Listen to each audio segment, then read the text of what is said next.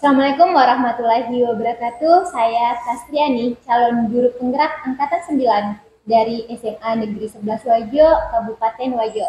Pada kesempatan ini saya ditemani oleh Ibu Upi Sartika, guru Bahasa Indonesia di SMA Negeri 11 Wajo. Assalamualaikum warahmatullahi wabarakatuh, Bu Upi. Waalaikumsalam warahmatullahi wabarakatuh. Gimana kabarnya hari ini, Bu? Alhamdulillah sangat baik. Baik, jadi Bu Pisartika, saya akan mengamati jalannya proses pembelajaran yang akan Ibu lakukan di kelas nantinya, dan atau dalam hal ini akan melakukan supervisi kelas. Namun, adapun yang menjadi tujuan dilakukannya supervisi adalah untuk mengetahui dan juga mengevaluasi jalannya proses pembelajaran yang Ibu lakukan nantinya. Dan hari ini kita melakukan percakapan pra-observasi. Jadi kenapa kita melakukan percakapan pra-observasi? Tentunya agar Ibu nantinya dalam melakukan kegiatan pembelajaran lebih terarah, lebih terstruktur. Kemudian tentunya agar Ibu lebih percaya diri nantinya. Dan tak lain tujuan kita agar memberikan pembelajaran terbaik bagi peserta didik kita. Baik Bu Upi, izinkan saya memberikan beberapa pertanyaan. Yang pertama terkait tujuan pembelajaran, kira-kira apa yang menjadi tujuan pembelajaran Bu Upi Sartika pada kegiatan supervisi nanti? Baik, jadi berdasarkan rancangan pembelajaran yang telah saya buat, di sini ada 3 tujuan pembelajaran yang ingin saya capai, yaitu yang pertama, peserta didik mampu memahami, mendefinisikan tujuan, ciri-ciri, syarat, dan jenis-jenis poster. Kemudian tujuan pembelajaran yang kedua yaitu merancang dan membuat poster untuk mempromosikan produk pangan lokal Indonesia. Terus adapun tujuan pembelajaran saya yang selanjutnya yaitu merancang dan membuat poster dengan tujuan mempromosikan pangan lokal Indonesia dalam kelompok. Baik Bu, jadi tadi ada 3 tujuan pembelajaran yang ingin Ibu Upi capai ya. Yang pertama, bagaimana peserta didik mampu memahami definisi, tujuan, ciri-ciri, syarat poster, dan jenis-jenis poster. Kemudian yang kedua, bagaimana peserta didik mampu merancang poster untuk mempromosikan produk pangan lokal Indonesia. Dan yang terakhir, bagaimana peserta didik mampu merancang poster dengan tujuan mempromosikan produk pangan lokal Indonesia dalam kelompok. Baik Bu Upi, jadi berdasarkan tujuan pembelajaran, 3 tujuan pembelajaran yang diuraikan tadi, kira-kira bagaimana dengan area pengembangan yang ingin Ibu capai? Baik, jadi untuk area pengembangan mungkin saya akan menggunakan 2, yaitu pengetahuan dan keterampilan, di mana pada area pengetahuan yaitu bagaimana peserta didik mampu memahami pengertian, tujuan, ciri-ciri, dan syarat poster itu sendiri. Sementara di area keterampilan itu bagaimana siswa mampu mendesain poster dengan menggunakan beberapa aplikasi sehingga mampu menghasilkan poster yang estetik dan menarik seperti itu. Baik Bu, jadi area pengembangannya tadi ada 2 ya, pengetahuan dan keterampilan. Pengetahuan bagaimana peserta didik mampu memahami teorinya ya, begitu tadi saya tangkap. Kemudian keterampilan bagaimana peserta didik mampu menciptakan poster yang estetik, menarik, kemudian bermakna isinya Bu ya. Baik, jadi Bu dari pengembangan itu kira-kira bagaimana rancangan pembelajaran yang ingin Ibu terapkan di kelas nanti? Apakah itu dari strategi pembelajarannya, apakah dari strategi model pembelajaran ataupun metode pembelajaran yang ingin Ibu Upi Sartika terapkan? Baik, jadi untuk strategi yang akan saya gunakan itu adalah mungkin saya akan menggunakan strategi pembelajaran berdiferensiasi, di mana pembelajaran berdiferensiasi berdasarkan kesiapan belajar siswa yang diintegrasikan dengan pembelajaran sosial dan emosional begitu.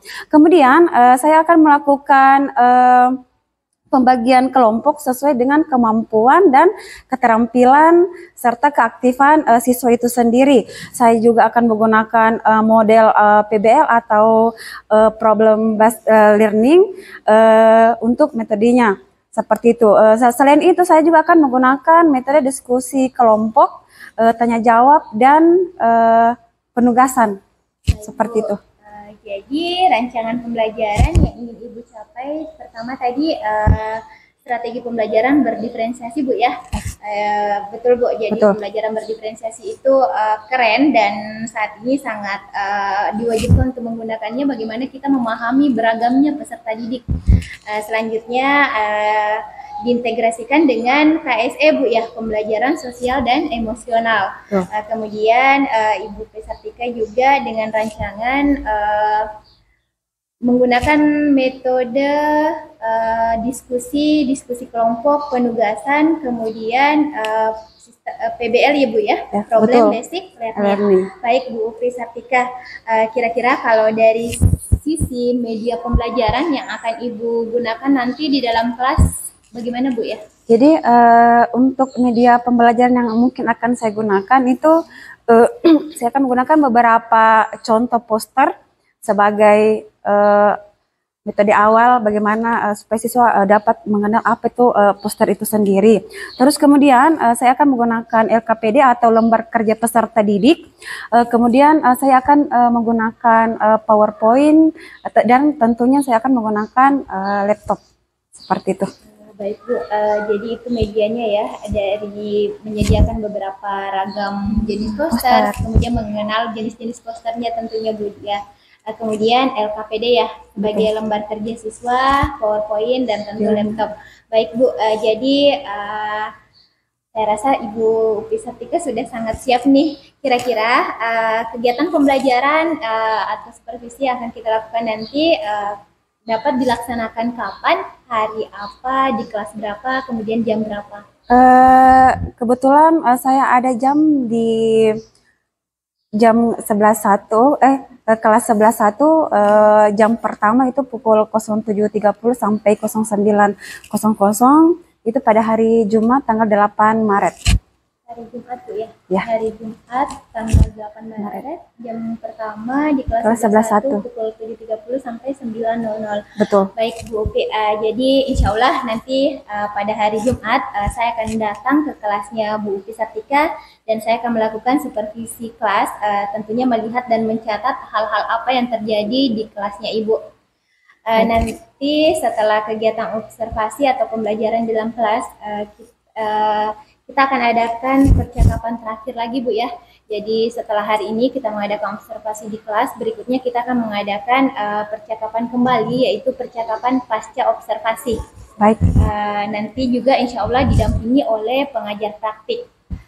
Baik Bu, jadi kita mengakhiri pertemuan hari ini. Kira-kira apa yang Ibu Upi dapatkan dari hasil percakapan kita?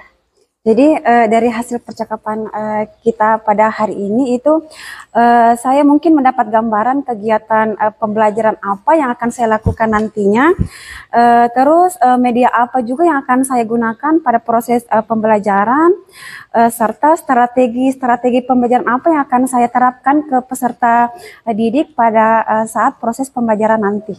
Tentunya lebih siap Bu ya.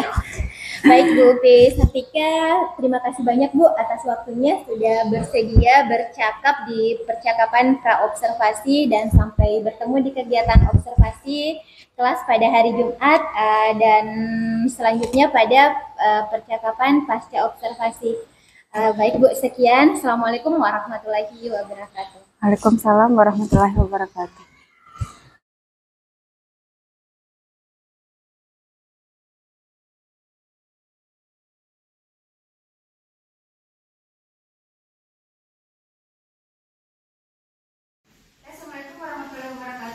Waalaikumsalam warahmatullahi wabarakatuh.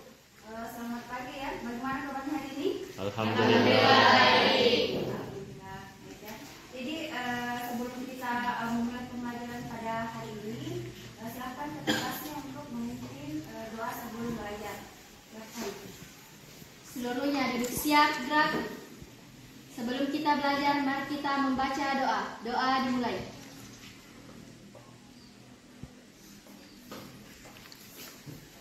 Doa selesai.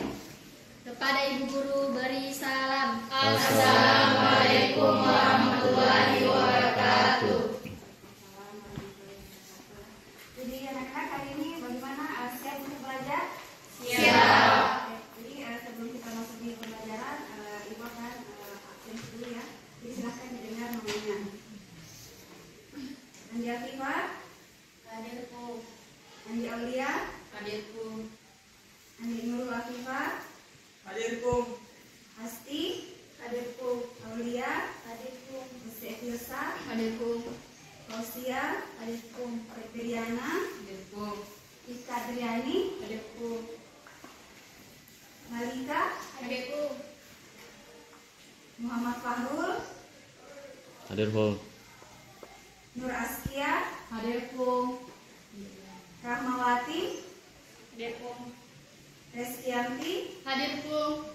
Siska, Hadirku. Siti Nurhalisa, Hadirku. Suci Megawati, Hadirku. Ade Adra, Hadirku. Ahmad Adrian, Hadirku. Zulkifli Suherni. Izinku. Jadi hari ini satu orang ya yang tidak sempat mengikuti pembelajaran dikarenakan izin. Oke, jadi semoga pertemuan berikutnya Zulkifli bisa mengikuti pembelajaran bersama-sama kalian. Oke. Anak-anak, sebelum kita masuk di pembelajaran, untuk merefleksikan otak kita, kita akan mengadakan yang namanya ice breaking ya. Oke, silahkan semuanya berdiri.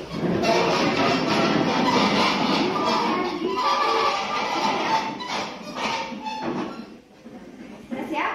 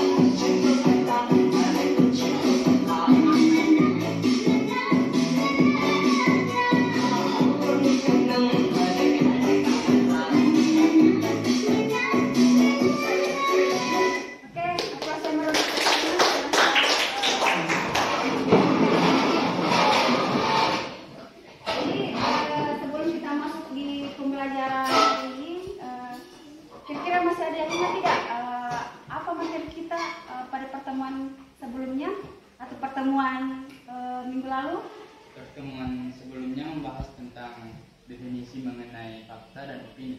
Oke, fakta dan opini. Masih ingat apa yang masih dengan fakta dan opini? Fakta itu adalah hal yang disampaikan berdasarkan apa yang sebenarnya terjadi, sedangkan opini sendiri adalah pendapat pribadi seseorang.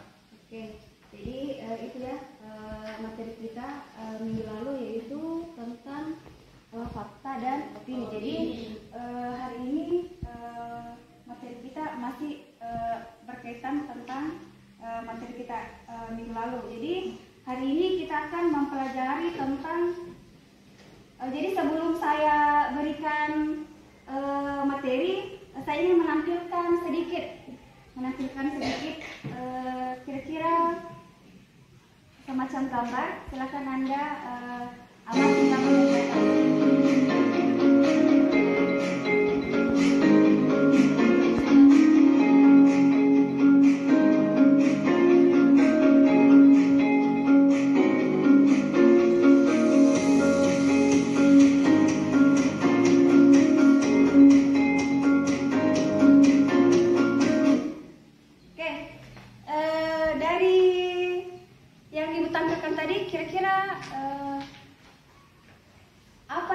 Bisa Anda tarik kesimpulan? Kira-kira apa yang saya tampilkan tadi barusan? Oke, jadi materi hari ini kita akan membahas tentang poster. Jadi anak-anak, sebelum kita masuk ke materi inti, apakah kalian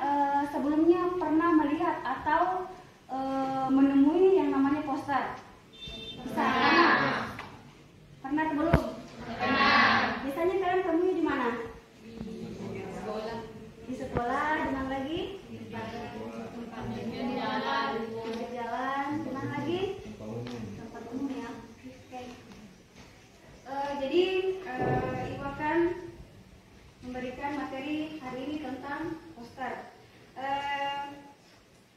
Adapun pembelajaran kita pada hari ini ialah untuk merancang dan membuat poster untuk mempromosikan produk pangan lokal Indonesia. Adapun tujuan pembelajarannya ada 5, yaitu siswa mampu mendefinisikan apa itu poster, tujuan poster, ciri-ciri poster, syarat poster, dan jenis-jenis poster. Oke, poster, mari kita masuk ke pengertian daripada poster. Di mana poster adalah media publikasi yang terdiri atas tulisan, gambar, ataupun kombinasi antar keduanya. Jadi ketika kalian melihat gambar poster itu di dalamnya hanya 2 ya, kombinasi antara tulisan dan gambar gitu ya. Jadi isi poster itu singkat, padat, dan jelas ya. Jadi tidak perlu ketika kita membuat poster, tidak perlu kita menuliskan terlalu panjang lebar ya. Cukup kita bubuhi antara gambar dan tulisan. Jadi antara gambar dan tulisan itu harus signifikan ya. Artinya harus ada kaitannya antara gambar dengan tulisannya ya, seperti itu. Kita masuk di tujuan poster. Tujuan poster ada 3, yaitu menyampaikan pesan, mempromosikan atau kampanye, menginspirasi, dan mengedukasi. Lanjut di ciri-ciri poster. Ciri-ciri poster itu ada 6. Silahkan diperhatikan. Yang pertama, mendesain poster, memuat komposisi huruf dan gambar. Yang seperti saya katakan tadi bahwa ada gabungan antara huruf dan gambar. Poster dibuat dengan warna yang kuat dan kontras. Berarti ketika Anda nanti membuat poster itu silahkan gunakan warna yang terlihat cantik ya. Jangan gunakan poster yang warnanya itu membuat kita malas untuk melihat poster tersebut. Yang ketiga, menggunakan bahasa yang singkat dan jelas. Bahasa yang singkat dan jelas, jadi bahasanya itu tidak usah terlalu panjang, cukup singkat, padat, dan jelas. Yang keempat, diaplikasikan di media online atau di jalanan. Jadi pembuatan poster itu selain kita temui di jalan, bisa juga digunakan untuk di media sosial ya, media sosial kita. Tergantung daripada kebutuhan poster itu sendiri. Selanjutnya, pesan disampaikan disertai dengan ya, gambar. Jadi seperti yang saya katakan tadi bahwa antara gambar dan tulisan itu harus signifikan ya, artinya harus berkaitan erat antara gambar yang Anda munculkan di poster dengan tulisan atau keterangan seperti itu. Terus selanjutnya, poster dapat dibaca secara sambil lalu. Oke, di sini poster dapat dibaca secara sambil lalu artinya ketika kita menemui poster itu sebagaimana kita bisa lihat ketika kita naik motor contohnya, minimal poster yang kita lihat itu sudah terbaca sepintas. Makanya pada saat pembuatan poster itu tidak dibenarkan untuk membuat poster secara tulisannya terlalu panjang ya. Makanya di sini kita pakai ini bahasa singkat, padat, dan jelas. Kenapa? Karena kalau bahasanya tidak singkat, padat, dan jelas itu poster tidak dapat dibaca secara sambil lalu ya, seperti itu. Kita lanjut di syarat poster. Syarat poster itu ada 3, yaitu relevasi, kreativitas, dan daya tarik. Selanjutnya contoh-contoh poster ya. Contoh-contoh poster itu yang pertama poster promosi. Jadi contoh poster promosi seperti itu ya, contoh poster promosi. Selanjutnya poster inspirasi. Selanjutnya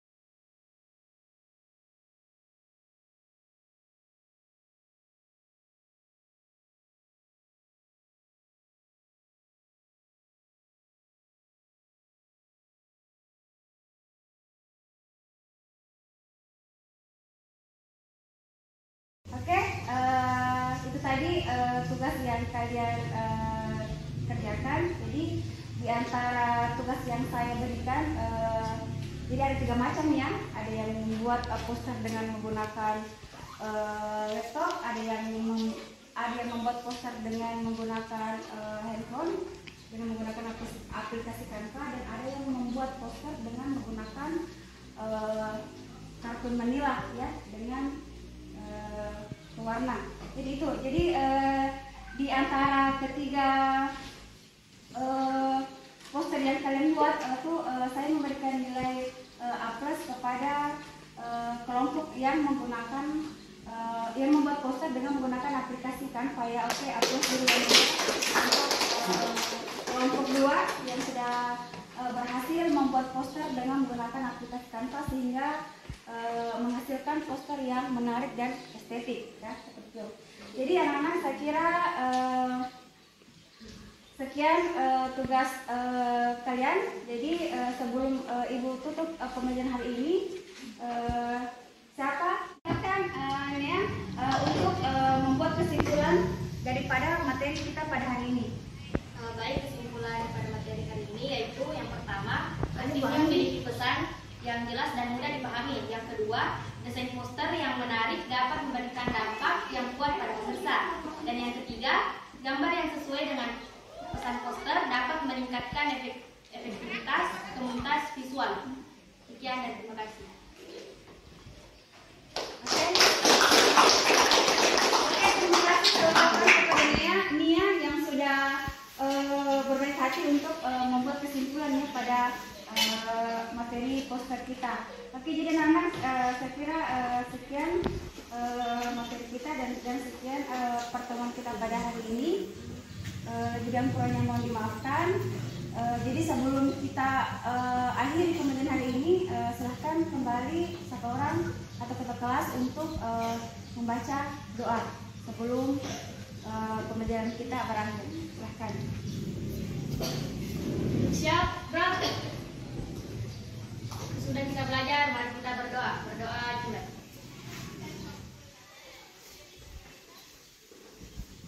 Doa selesai. Mari guru, mari ucap terima kasih, Bu. Jadi anak-anak, saya akhiri pertemuan kita pada hari ini dengan ucapan wassalamualaikum warahmatullahi wabarakatuh. Waalaikumsalam warahmatullahi wabarakatuh. Salim-salim kali.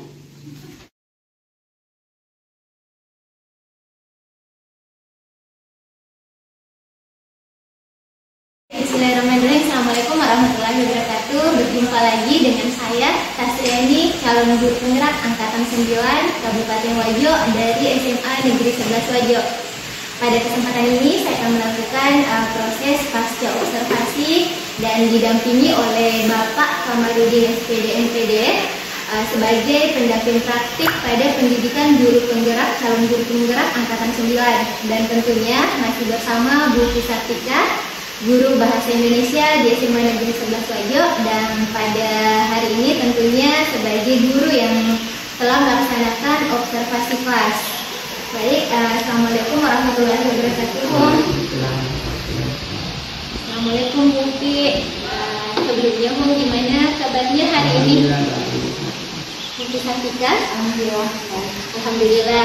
Nah, intinya kita mengucapkan puji syukur atas kesehatan yang diberikan mungkin pada hari ini saya izin untuk melakukan percakapan pasca observasi bersama Bu Fisatika yang sebelumnya telah dilaksanakan pra observasi, lanjut observasi kelas yang dilakukan kemarin di kelas 11 1. Izin Bu.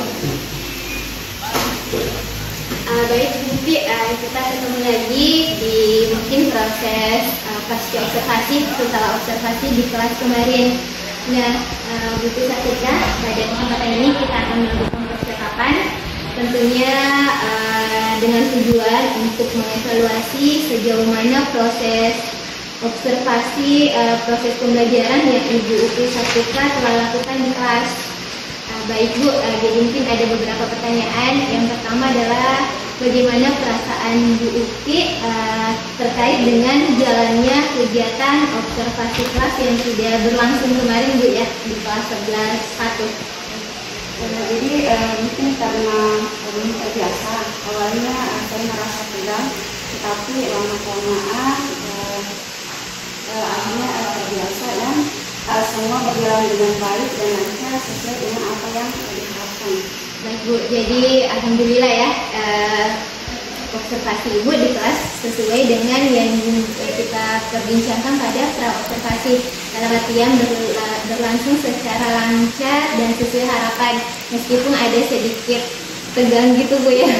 Baik Bu Upi, jadi selanjutnya kira-kira bisakah Ibu menceritakan bagaimana pengembangan area Ibu pada saat proses pembelajaran kemarin? Apakah itu juga terkait dengan langkah-langkah, kemudian tahapan-tahapan proses pembelajaran yang Ibu lakukan di kelas? Baik, jadi untuk tahap tentunya pertama kali yang saya lakukan adalah merancang atau membuat perangkat pembelajaran. Di mana perangkat pembelajaran yang saya buat itu saya kondisikan dengan kondisi peserta didik di dalam kelas. Selanjutnya untuk area pengembangan saya menggunakan dua aspek, yaitu aspek pengetahuan dan aspek keterampilan. Di mana aspek pengetahuan itu peserta didik sudah memahami teori apa itu definisi daripada poster, ciri-ciri poster, syarat poster, dan jenis-jenis poster itu sendiri. Sementara di area keterampilan atau di aspek keterampilan itu peserta didik sudah mampu mendesain atau membuat poster dengan menggunakan beberapa aplikasi, sehingga dari beberapa aplikasi tersebut itu muncul beberapa poster yang menarik dan estetik tentunya seperti itu. Baik Bu, sangat luar biasa ya. Jadi saya tangkap dari yang disampaikan Bu Sartika tadi tentunya di tahapan dengan perangkat pembelajaran Bu yang modul dan kelengkapan media lainnya. Selanjutnya area pengembangan lebih ke dua hal, pengetahuan dan keterampilan. Di pengetahuan tadi Bu mungkin intinya adalah bagaimana peserta didik mampu memahami teori tentang poster itu sendiri, dan keterampilan bagaimana siswa mampu merancang sebuah poster dalam artian menghasilkan sebuah produk yang luar biasa, poster yang menarik, yang estetik ya Bu ya. Baik Bu Upi, kira-kira kalau membahas masalah area pengembangan yang Ibu sampaikan tadi, apakah Bu Upi Sartika sampai saat proses pembelajaran itu sudah mencapai dalam artian berhasil di area pengembangan yang Ibu terapkan atau belum, atau seperti apa Bu? Alhamdulillah menurut saya setelah saya melakukan dua aspek tersebut, baik dari aspek pengetahuan dan aspek keterampilan, saya merasa saya sudah peserta didik sudah berhasil mencapai kedua aspek tersebut. Tetapi namun di dalam proses pembelajaran ternyata saya mengalami sedikit kendala seperti itu. Baik Bu, dalam artian area pengembangan yang Ibu ingin capai sudah tercapai Bu ya, tapi masih ada sedikit kendala. Bu Sartika, bisa nggak kita bercerita lebih lanjut kira-kira kendala yang Ibu maksud, kendala yang disampaikan, kendala yang dirasakan di kelas itu seperti apa? Itu ada pun kendala yang saya temui pada saat proses pembelajaran berlangsung. Tentunya kendala-kendala umum seperti umumnya, di mana kendala tersebut mungkin juga dialami oleh guru yang lainnya. Siswa, salah satu kendala yang saya temui itu adalah ada beberapa siswa yang masih belum terlalu aktif dalam proses pembelajaran. Dan Bu, berarti iya betul Bu, ini merupakan kendala umum yang saya juga biasa alami Bu di kelas, di mana masih ada saja siswa yang kurang aktif, dan itu juga yang menjadi kendala dari Bu Sartika. Mungkin bisa bercerita lebih lanjut Bu, kira-kira apa sih yang menyebabkan sehingga siswa tersebut ada saja yang kurang aktif, atau dari siswa mungkin kurang fokus Bu ya, kira-kira apa penyebabnya? Jadi sesuai dengan pembelajaran kemarin yang sudah kami lakukan, ternyata kendala yang saya temui itu seperti seperti yang saya katakan tadi bahwa masih ada beberapa siswa yang belum terlalu aktif dalam proses pembelajaran. Itu dikarenakan karena mungkin pada saat proses pembagian kelompok itu ada beberapa kelompok yang jumlah siswanya mungkin terlalu banyak di dalamnya, sehingga di dalam satu kelompok tersebut itu ada beberapa siswa yang mungkin tidak terlalu aktif pada proses pembelajaran. Seperti itu. Gitu ya.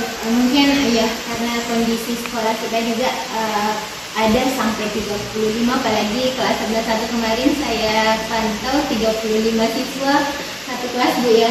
Jadi di saat bagi kelompok Ibu sampaikan bahwa ada yang kurang aktif karena banyaknya jumlah peserta kelompok.